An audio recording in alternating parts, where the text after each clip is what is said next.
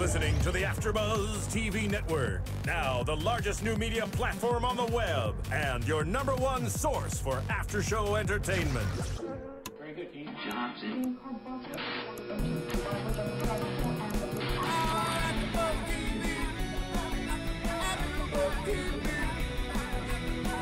From the AfterBuzz Studios in Los Angeles, California, presented by Maria Menounos and Bing.com, and streaming live thanks to Akamai Technologies, this is AfterBuzz TV's The Walking Dead After Show. We'll break down tonight's episode and get you all the latest news and gossip. If you'd like to buzz in on tonight's show, you can buzz us at 424-256-1729.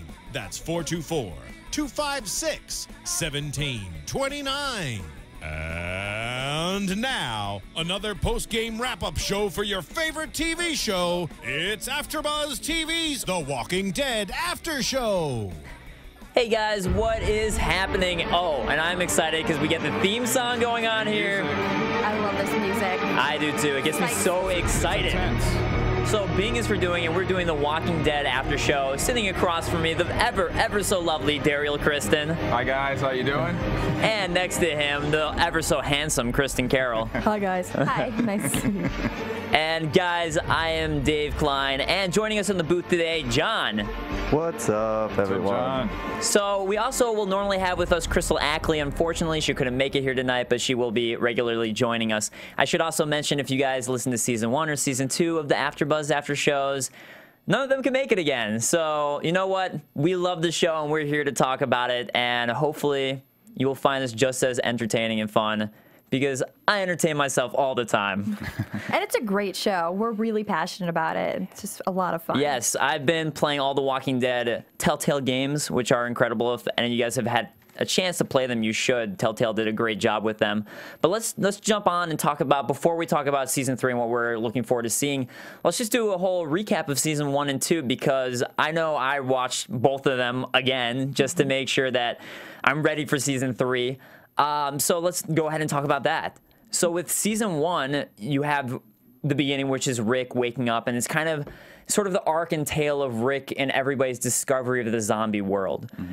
And for me, a lot of times when I watch zombie movies and shows, that's kind of my favorite part, is their discovery and how they're first initially trying to deal with it. So I found moments like when Rick and Glenn had to put zombie bits and pieces all over them so they could try and sneak out of the town and get a car. Right. To me, that was like, this is an exciting, intense moment. I love that type of stuff. And I love that they really think ahead with everything, that the fact that they can smell them because they're alive, and then they put that on. And you're really seeing it through Rick's eyes in that first season. You're discovering it along with him. I really like that. That's what got me so hooked, was I felt for Rick, because what had happened if I woke up and was in the zombie world? Yeah, just that opening scene, I just remember just watching him kind of, like you were saying, Kristin, wake up, and that got me right there. Just as he's walking through the hallway of the hospital. The hospital. Yes. I was going to say hotel for some reason. And in the hospital, and it was just mayhem, and he didn't know what was going on, so it was just really crazy. That hooked me right when I saw that part. So. Yeah, and it kind of reminded me a little bit of 28 Days Later in a sense, that beginning scene, but that was also my favorite part of 28 Days Later, so I was totally okay with it. Yeah. It's like, all right, this is fine with me.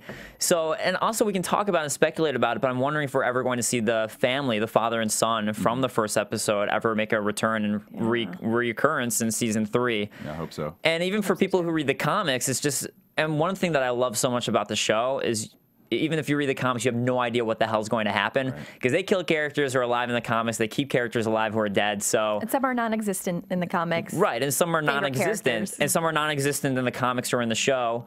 I mean, some are in the comics and are not in the show. Right. And I actually like that, because I'm usually someone who's very much a stickler. Like with Game of Thrones, when something's different, I'm like, oh, what are they doing? This is different.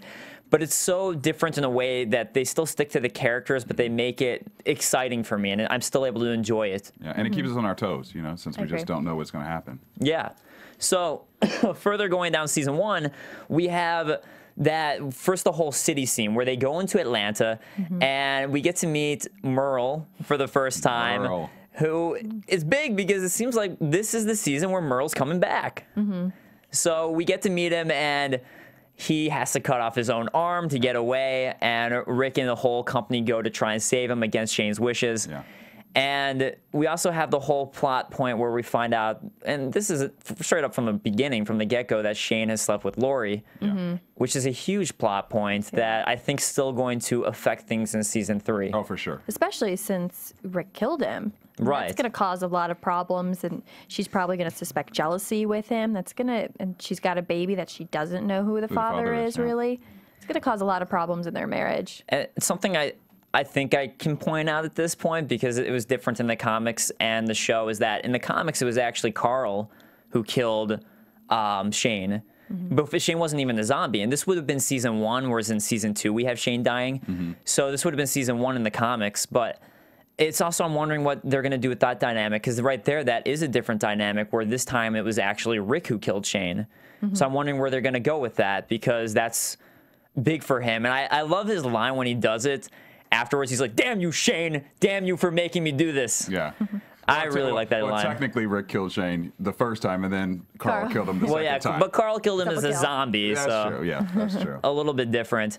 And another scene that we got in season 1 that wasn't at all in the comics that I really liked was when they go to the Center for Disease Control at the end of season 1, and they go in, and there's the one scientist there still trying to, well, he'd just given up, but he was still trying to find a cure.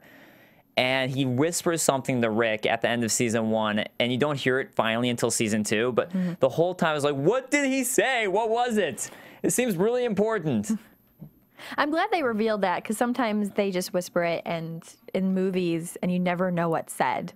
And I'm glad they actually revealed it, and that it was a huge plot point that we figure out. Right. And I mean, the same plot point was in the comics, but a different way. And I liked it this way more, actually. I think that this was more intriguing to me, because him saying it and whispering like that made me really think, like, what's going on? What is it? What could he have possibly said? So as we found out from that throughout season 2, everybody is infected, no matter what. So if you die, even if you're not bit by a zombie, you're infected and you're going to turn into a zombie. So we're going to start to see the repercussions of that, and the fact that now you can't give people a proper burial, and like our Western civilization and culture, which I think will probably screw with people too, because it's like, how do you keep your humanity? And I think that's another thing that how this is going to really mess with people, and why it's such a big point is because to them it's like, well, I'd rather shoot myself because then I won't become a zombie. But then if you're infected, you still are sort of becoming a zombie, even if you take that way out. Or the people who hung themselves and turned into a zombie that we see, or just hanging there as zombies. I think there's the one that in season 2 where Derrial didn't want to kill it because it was just hanging there and he would waste a crossbow arrow. Yeah. But it was Andrea who just really wanted to kill it. Yeah. When they were off together. But it's another example of how do we keep our humanity, which I think is going to be huge through season 3. And that's just another loss of it, that no matter what, when you die, you're going to turn into one of these things, and you're going to lose whatever your faith might be. Maybe you think that when you die, you go to heaven, but how can you believe that if you're going to turn into one of these creatures? Well, and not just keeping it, learning it. We have Carl, who you can see growing up through all of this, and if he's seeing that everybody he has to kill, you know, what kind of an adult is that going to create for him? I'm kind of very interested to see how he progresses. Yeah, and it's just very unsettling, because it's like you have no hope. It's either you survive or you know what you're going to come back as, which is completely unsettling for everyone. Right. So, and yeah, I mean, it'll be interesting, like you said, to see where they take Carl's character as well. And I'm also want to see what they do with it, because I don't want to give away what happened in the comics with this, but the relationship between Carl and Sophia is very different, and I want to see how they take that, because it is so drastically different in the show that I'm curious to see how they develop Carl's character with Sophia having died the way she did and coming out the way she did from the barn.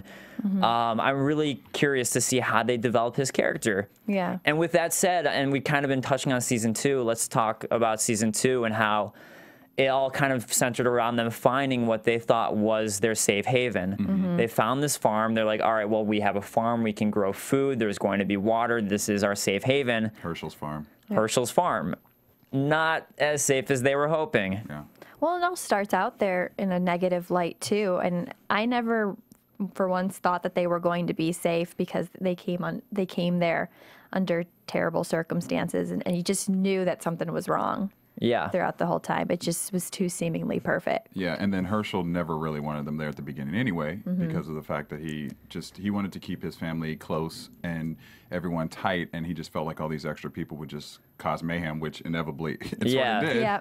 But yeah, I mean, Thank you, Shane. Thank you, Shane. Yes. But was Shane really wrong? He was wrong in the way he did it, but was he? I mean, that was a pretty big threat. Everything that was going on there. I think that was also something where in the comics, the way it happened, it wasn't as much of the group's fault. But here it really was just Shane, like, I'm just going to do this and make it totally the group's fault. But, I mean, we do get, and I love this moment, too, with Shane. And Shane, I don't necessarily like his character. I understand where he's coming from, and I think he's a good character to have. I just mean he's not one that I'm like, oh, I root for you, Shane. But I do like that moment in season 2 when everybody's coming out of the barn, and he looks at Herschel and goes, do you think this is human? And shoots someone 8 times with a gun in the chest, and they keep coming. He's like, would somebody ever survive that? So I thought that was a great moment to have within that. And that shook Herschel up. He even talked about that in the bar, where he goes, watching that, he goes, that actually kind of woke me up. But it woke him up in a very negative way, too. And thankfully, he kind of, collected himself and was able to go back to his family. It is, and again, with the whole humanity thing, interesting to see that what you were touching on there, which kind of a negative wake up for him, where he was kind of, even though he didn't want people to stay, he kind of had this positive outlook on life at first, where he was like, things are going to ride out. They're going to be okay. We're going to try to save them. And when you start to lose that hope, it really changes who you are. And for him, it seems to be a really negative thing. And it's kind of depressing to see what he's changing into because of it. And a lot of characters, what they're changing into because of the circumstances. And going back to what you were talking about with season 2, Kristin, with the start of it, how they first find the farm is, of course, looking for Sophia. And then Carl gets shot by Otis, who's trying to shoot a deer and doesn't see him there. Deer.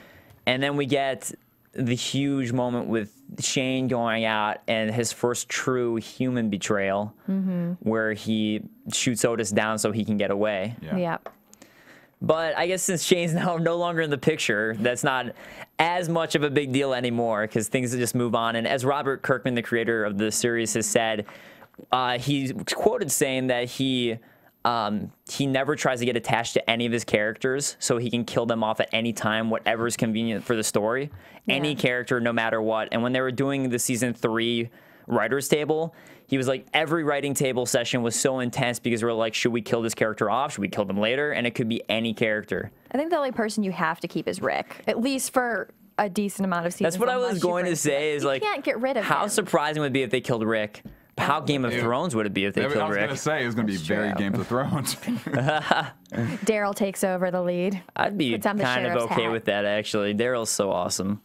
But I think you need a character like Rick, though, to kind of be the leader of the group. I mean, he is someone who everyone's going to trust, so I think his character is important. Well, but is he? Right. He's getting a little dark, and I'm very excited to see season 3 and with the prison, because that's something that could potentially turn. And the season 2 finale, you're definitely seeing people trust Rick less and less. And it's not necessarily for him making bad decisions. It's more because of the transformation he's making as a character and who he's becoming.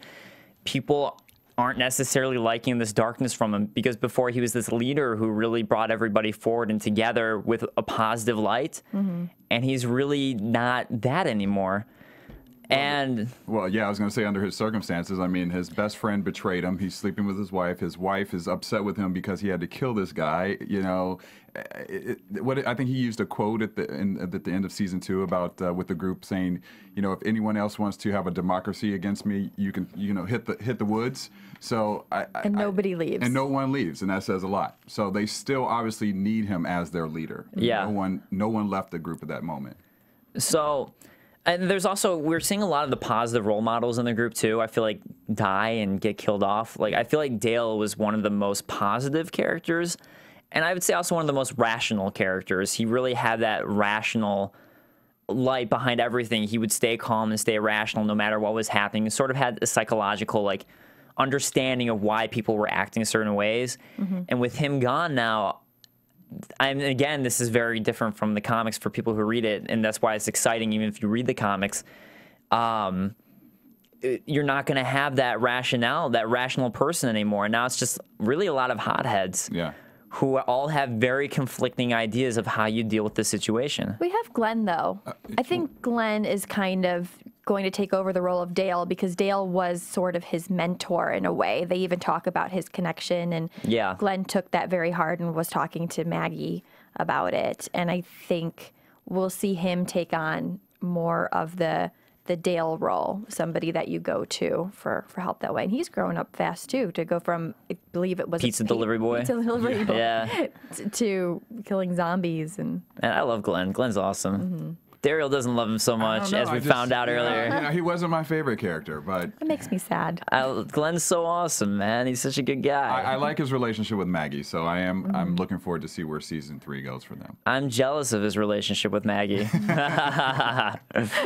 So let's then talk about, I mean, that's pretty much most of season 2 wrapped up pretty quick, but let's talk about who's still alive and the major characters who've died. So in season 2, Dale died, Shane, major death, and Sophia! I know. Sophia! I wanted Sophia to be alive. I was trying to be Derrial calling out for Sophia. Yeah, especially when they put the sign in the window, Sophia, stay here. You know, we'll meet you back here. And then I was rooting for her to be alive. I was like, oh, God, I hope she's still there. And, you know, with her dying, too, it was that point where everyone was talking about at the beginning of season 2 that was something Rick said, our group needs this hope. Yeah. We need this. And her dying was kind of the emblematic or the symbol of all hell breaking loose for the group, because that's when everything went crazy. That's when all the walkers came and kind of came to the barn and everybody just had to leave and spread out. And now we've got all these different groups, too. Although, on the other hand, I felt that it was...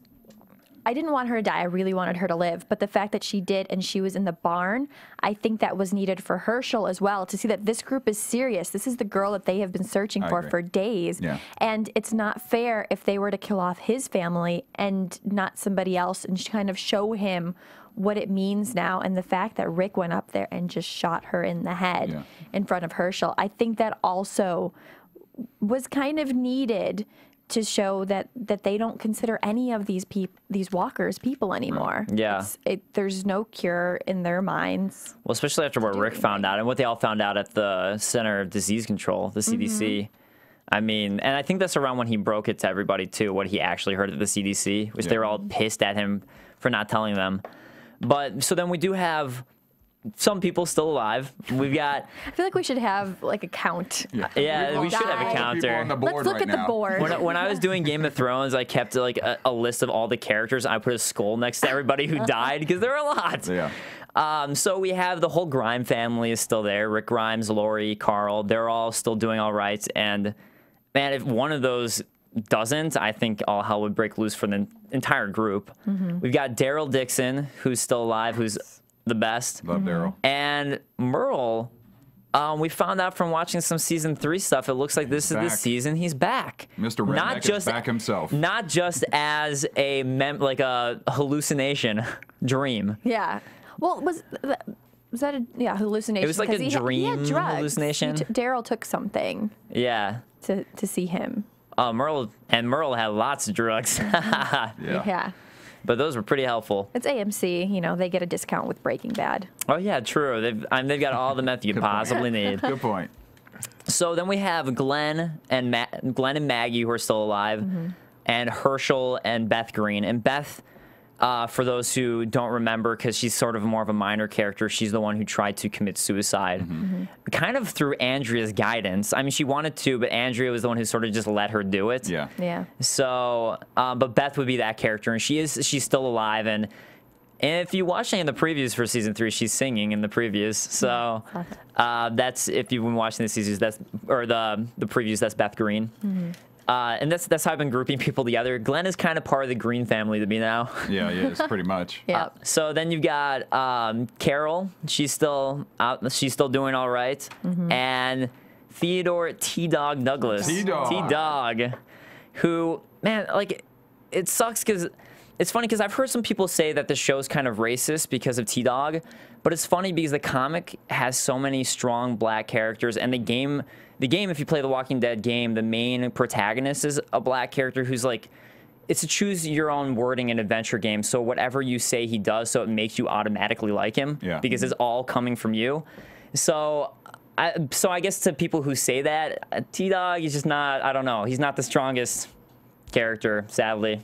Oh, no, we have a breakdown of the characters on the screen up there for people watching. Current status, alive. And to your comment, Dave, I think, especially, which we'll talk about, I'm sure, shortly, with the development of the new character, Michonne, that will change the dynamic of strong black characters for that show, clearly. And Michonne is a badass, as we found out at this end of season 2. Very excited for that. Oh my God, that's awesome.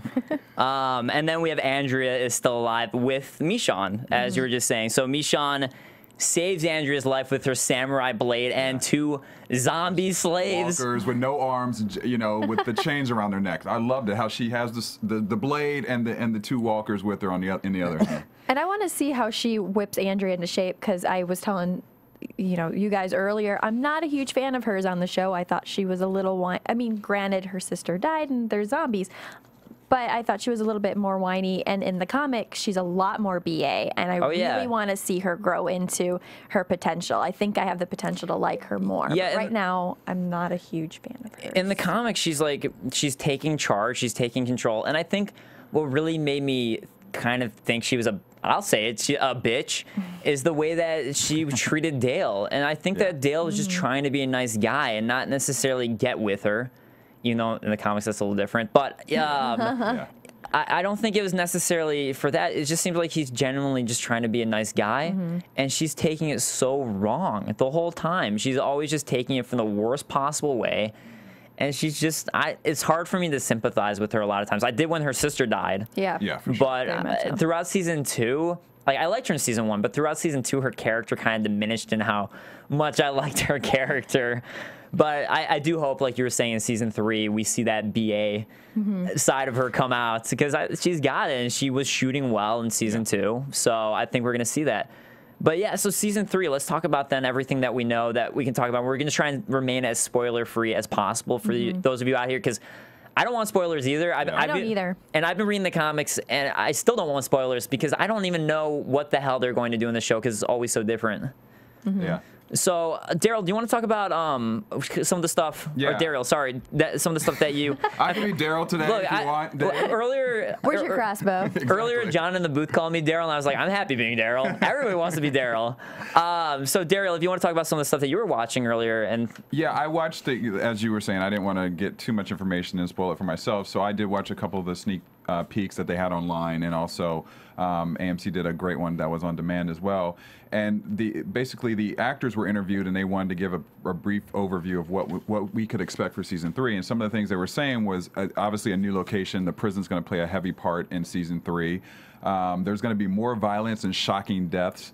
New characters, for example, Michonne.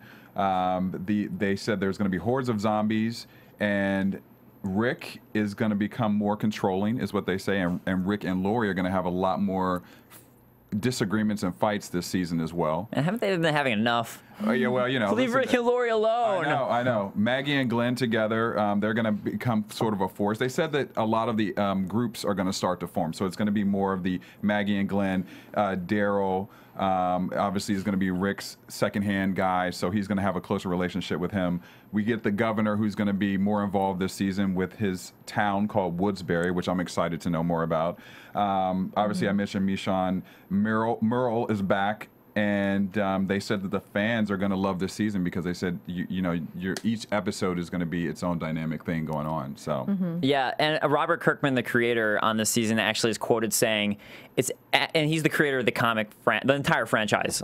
He's quoted on saying, it's actually really hard for me to do interviews about season 2, because I'm like, oh my God, season 3 blows that stuff out of the water. You just wait. So he's really excited for it. And I want to say some of the stuff that I think is okay to mention, and especially for people who read the comics, is and we kind of already know from previews and everything, the locations they're going to be at, as you said, are the prison and Woodbury. Yeah. And from reading the comics, the one thing that I have noticed, all the characters, if they are a character, they stay the same. They stay within their character, no matter who dies and stays. And the locations are always the same as in the comics. That is one of the few things they do keep the same, is the locations they go to. So that actually does stay the same. And I think this would be an important point to mention, that in the comics, season 1 was the first volume of the comics. Right. Season 2 of Walking Dead was the second volume of the comics. Now, season 3, Woodbury doesn't come into place until like the 6th volume or something like that. And I think that has a lot to do with this big change-up that people were talking about last year that's going to really change the dynamic of season 3, I feel like, that we should talk about, which is that the former showrunner who did season 1 and the first half of season 2 before the hiatus, Frank Darabont, he's gone. And there's a new showrunner, which is Glenn Mazzara. And he started after the mid-season hiatus of season 2, and his thing has kind of been to try and push it a little further. And something that the original showrunner, and this is kind of something I was reading that I thought was really interesting for people who want to, I think for anybody, is that at the end of season 2 is when Rick finally finds out that Lori had sex with Shane, and Lori tells Rick. The original showrunner didn't want that to happen in season 2. So it was actually the new showrunner who was like, we have to have this in there.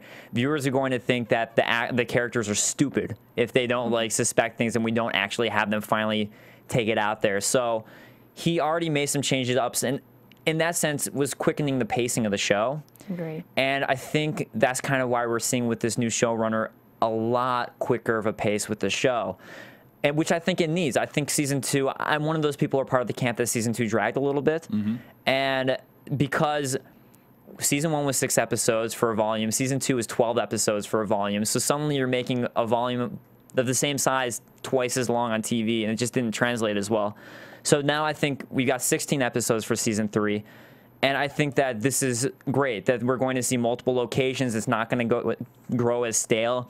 We're going to see all the conflict between Woodbury and the prison, and I'm really excited to see what he does with the show. And I don't know if it's going to be great or bad or what, but I mean, we'll have to see if he does a good job, but I'm excited to see what he does. Yeah, and they also said that there's going to be a lot more badass characters. Like the characters are going to get a little bit more people versus people this particular season. Yeah. Versus people versus zombies. So I have a feeling there's going to be a lot more inner turmoil between the groups. Well, I like the whole, if you've seen the campaigns or the signs, every time I drive through Hollywood to work, it says, kill the dead, fear the living. And I think that's a really great way to phrase it. And I'm excited to see how that plays out a little bit more. I hope we do see a little human interaction, but yeah, keep the pace going more quickly than last season. But I think if we're meeting such dangerous characters like the governor, I think that's going to make it faster than the family that lives on the farm. Yeah,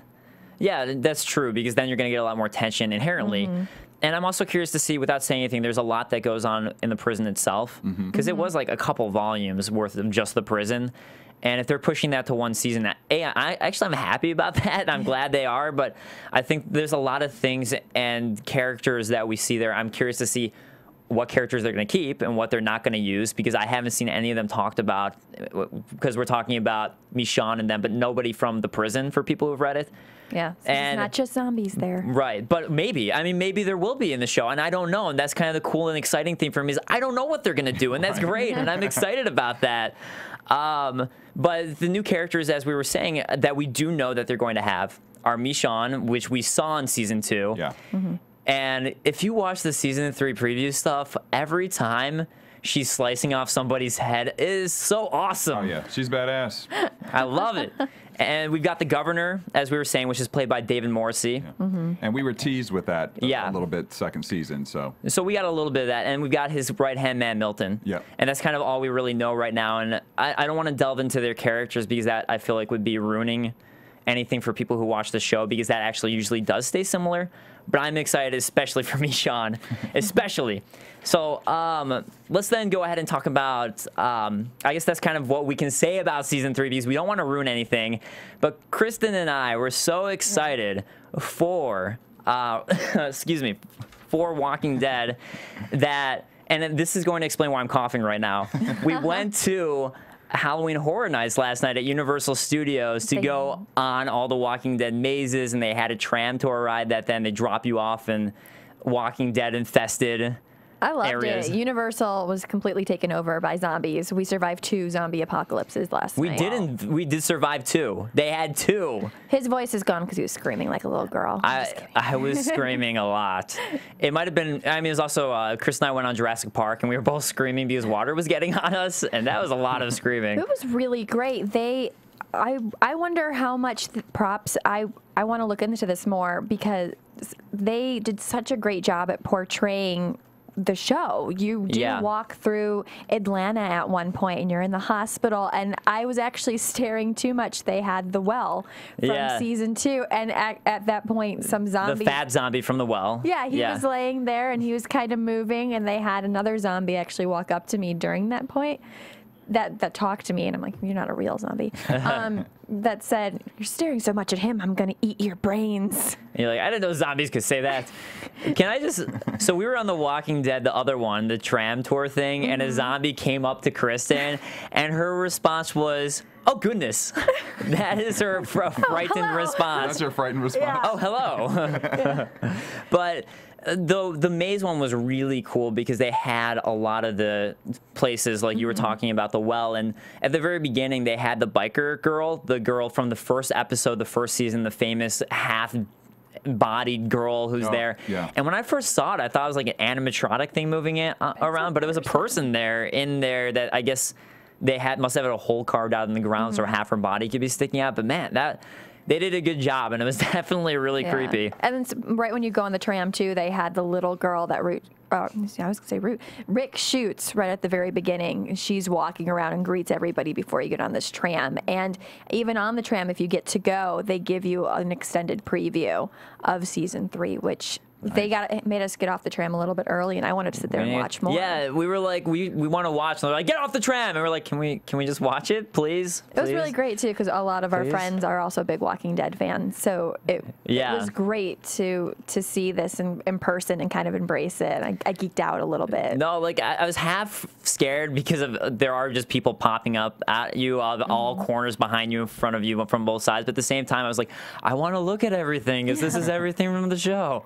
This is so cool. And also the one, because they had 2, the one that was outside, they kind of had the campgrounds, like season 2 feeling, like you're in the camps. But before we go on and talk about some more, I do want to mention that, guys, since we provide this show, we'd appreciate your support in any way possible, whether it be going on iTunes, going on YouTube, going on the live chat and joining us, and we'd love to interact with you and talk to you.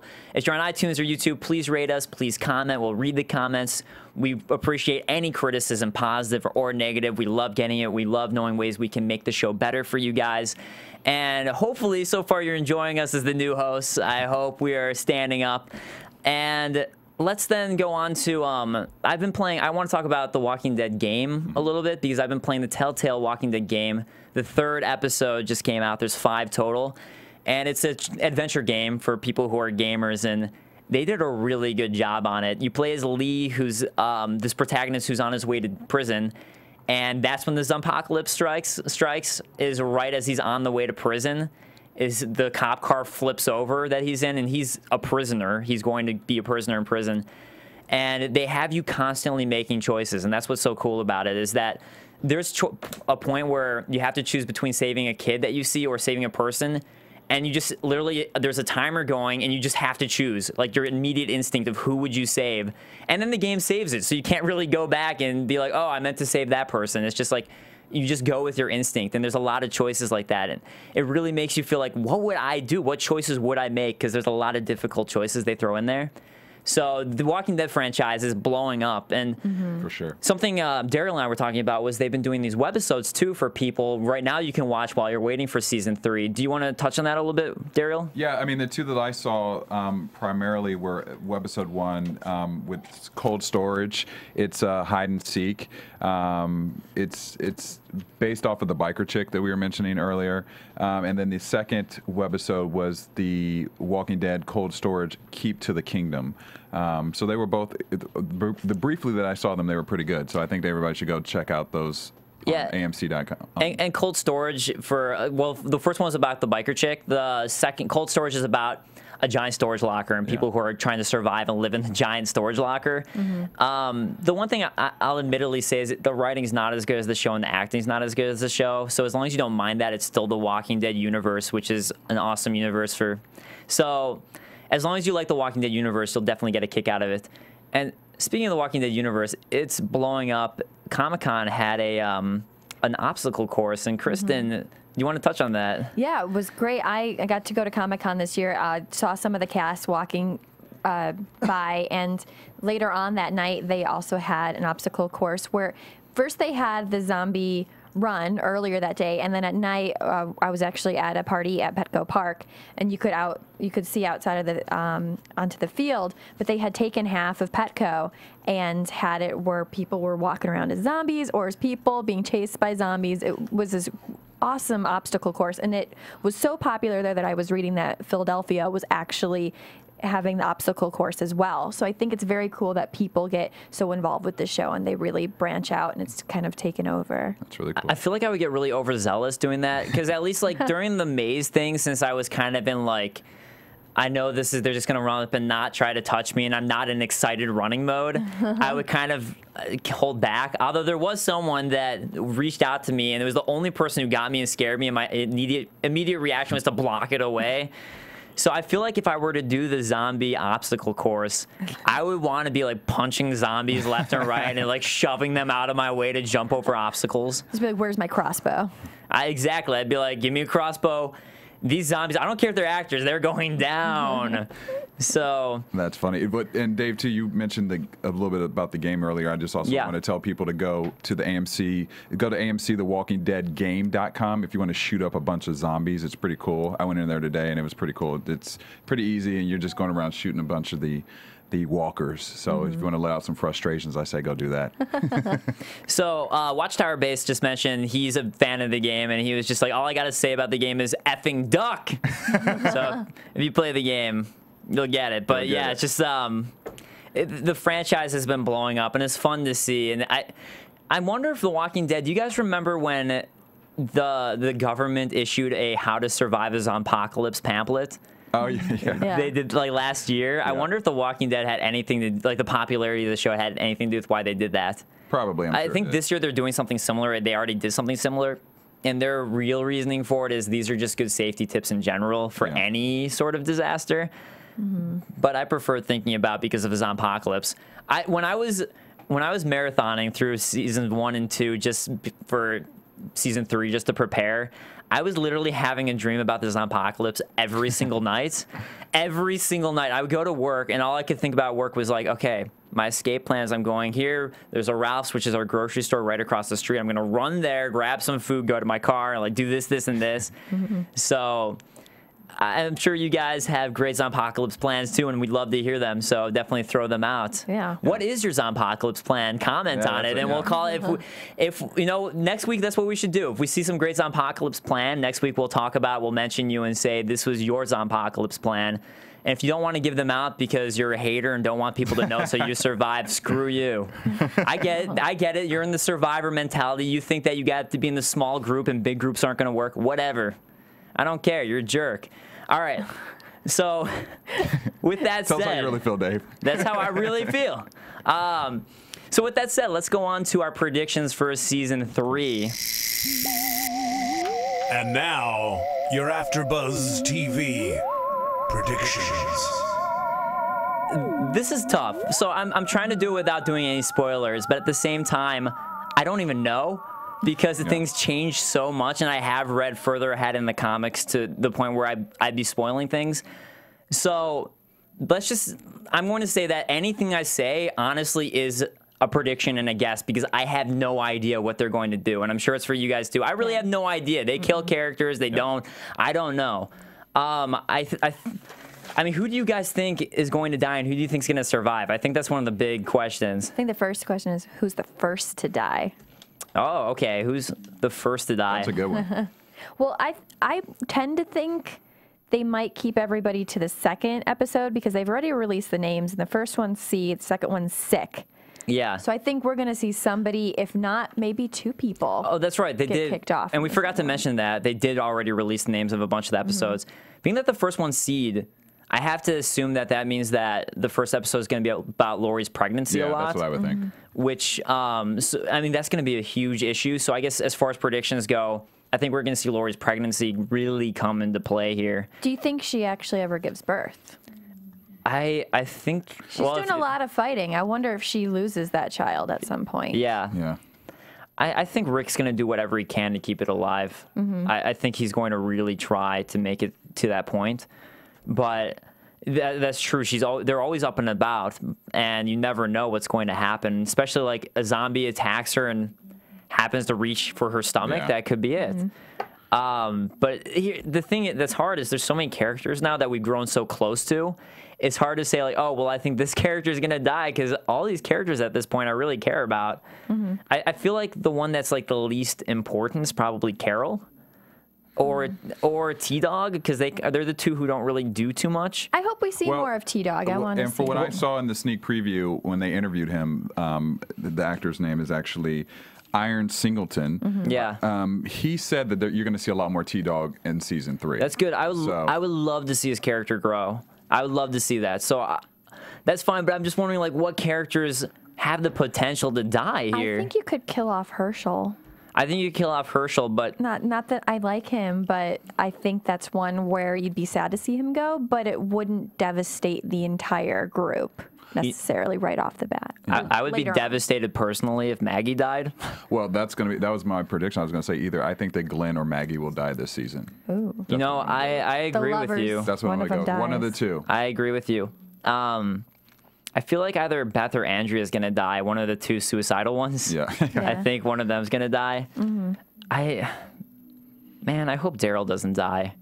How much would that suck? That would. I like that. He's my favorite character. I hope he doesn't die. I hope he doesn't die, but I'm kind of feeling like, what if they do just to really throw you off? Because he's the character that you think of as like, this is the strong character who's like really like, when he's around zombies, you think he's going to survive. So for that reason, maybe he's not going to survive. Or maybe it's not a zombie that kills him. True. And who's going to ride the motorcycle? I'll ride the motorcycle. Carl's going to learn. Oh, yeah, Carl's going to learn. That's true. Carl can learn. All right, guys. Well, thank you so much for joining us with the preview for Walking Dead Season 3. We cannot wait for next week for the actual start. And, guys, once again, I'm Dave Klein. You can find me on Twitter at @TheDaveKlein. That's Klein. Or go to djk-online.com. And I'm Kristin Carole, and you can find me on Twitter at TheFan, FAN2TOCSEE. I'm Derrial Christon. You can find me under the same name at Twitter, DerrialChriston, or under Facebook under the same name as well. See you next week. See ya. From Bing.com, executive producers Maria Menounos, Kevin Undergaro, Phil Svitek, and the entire AfterBuzz TV staff, we would like to thank you for listening to the AfterBuzz TV network. To watch or listen to other after shows and post comments or questions, be sure to visit AfterBuzzTV.com. I'm Sir Richard Wentworth, and this has been a presentation of AfterBuzz TV. Buzz you later. The views expressed herein are those of the hosts only and do not necessarily reflect the views of AfterBuzz TV or its owners or principals.